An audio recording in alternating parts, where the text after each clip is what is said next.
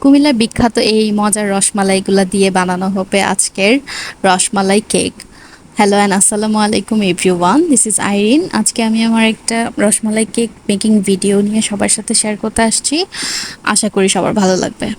তো ফার্স্টে আমি রসমালাইটা আলাদা করে বের করে নিলাম আর একটা ভ্যানিলা ফ্লেভারের কেক বেক করে নিয়েছি। তো কেকটা আপনারা দেখতেই পাচ্ছেন কতটা ফ্লাফি অ্যান্ড সুন্দর হয়েছে। তারপর এটাকে আমি 3টা স্লাইসে স্লাইস করে নিয়েছি। আর কেকটা আমি বাসায় খাওয়ার জন্য বানাই নাই, একটা বাসায় বেড়াতে গিয়েছিলাম, তো ওখানে ওদের জন্য নিয়ে গিয়েছিলাম এই রসমালাই কেকটা। সো আমি এখন প্রথমে স্লাইসগুলোকে আলাদা আলাদা করে নিলাম, আর এখানে সুগার সিরাপের জায়গায় আমি রসমালাইয়ের যে রসটা থাকে সেটা দিচ্ছিলাম, যাতে করে কেকের ভিতরে প্রতিটা বাইটে রসমালাইয়ের একটা ফ্লেভার থাকে। তো এরকম করে করে আমি লেয়ারগুলো কমপ্লিট করব।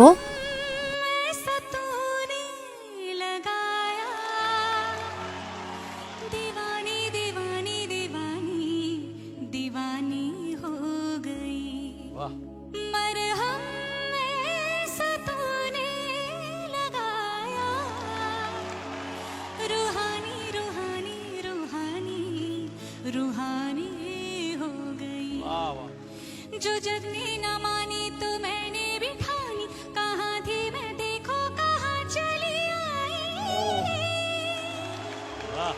कहते हैं ये दीवानी मस्तानी हो गई दीवानी हाँ दीवानी दीवानी हो गई मशहूर मेरे इश्क की कहानी हो गई जो जगने न मानी तो मैंने भी ठानी कहाँ थी मैं देखो कहाँ चली आई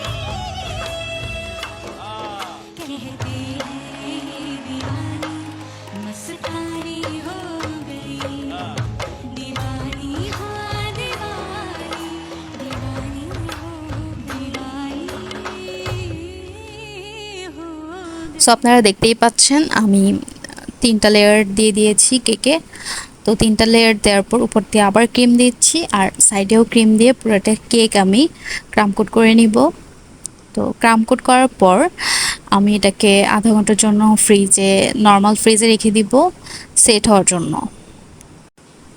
তো কেকটা যদি ফ্রিজে আধা ঘন্টার জন্য রাখা হয় তাহলে হয় কি, কেকটা সুন্দর মতো সেট হয় আর উপরে যে কোনো ডিজাইন সুন্দর মতো করা যায়। আর আমি কেক মেকিংয়ে মানে বেকিংয়ে আর কি খুব একটা অ্যাক্টিভ না, সেই জন্য আমার কেকের মানে লাস্ট ফিনিশিংটা অত ভালো আসে না। তাও আমি আমার বেস্টটা ট্রাই করি। আর এই কেকটা যাদের বাসায় নিয়েছিলাম ওরা তো কেকটা খেয়ে অনেক বেশি পছন্দ করেছিল, আর আমারও পার্সোনালি কেকটা অনেক বেশি মজা লেগেছিল।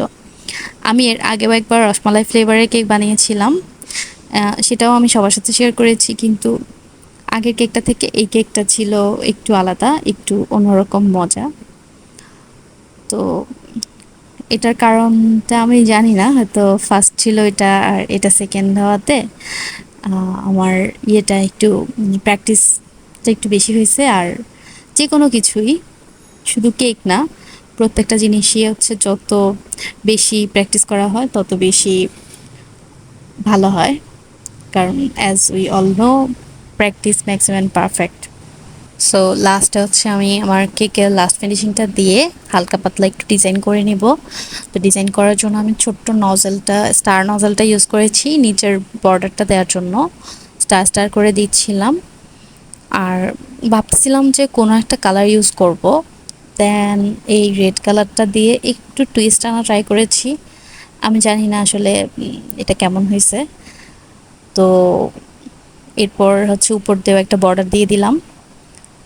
তো ফার্স্টে বর্ডারটা একটু হালকা লাগছিল তাই আমি আবার দিয়ে দিয়েছিলাম।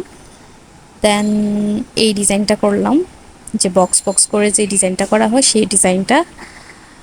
তো আমার অলওয়েজই লাস্টের দিকে একটু ঝামেলা হয়ে যায়, বাট ব্যাপার না, পরে আমি আবার ফিনিশিংটা ঠিকঠাক করি। এটা শুধু কেকে না, আমি কোনো কিছু আঁকতে গেলেও আমার সেম হয়, মাঝখানে একটু ঝামেলা করে ফেলি, তারপর লাস্টে আবার ফিনিশিংটা ঠিকঠাক করে নিয়ে আসি। তো এখানে একটু রসমালাইয়ের ঝোলটা দিচ্ছিলাম যাতে করে দেখতে একটু ডিফারেন্ট লাগে। তো বক্স করে দিয়েছি ওই পাশে, ও বক্সের মাঝখানে মাঝখানে একটা একটা রসমালাই দিয়েছি, আর এগুলো দিয়েছি হচ্ছে খেজুর। খেজুরের মাঝখানে মেবি একটা একটা কিশমিশ আর একটা একটা সুগার বল দিয়েছিলাম পরবর্তীতে, কারণ আমি এলোমেলো করে ফেলতেছিলাম। আর রসমালাইটাকে হাইলাইট করার জন্য একটু কালারও দিয়ে দিয়েছি। কি ডিজাইন করব আসলে বুঝতে পারতেছিলাম না যে আমি কি ডিজাইন করব।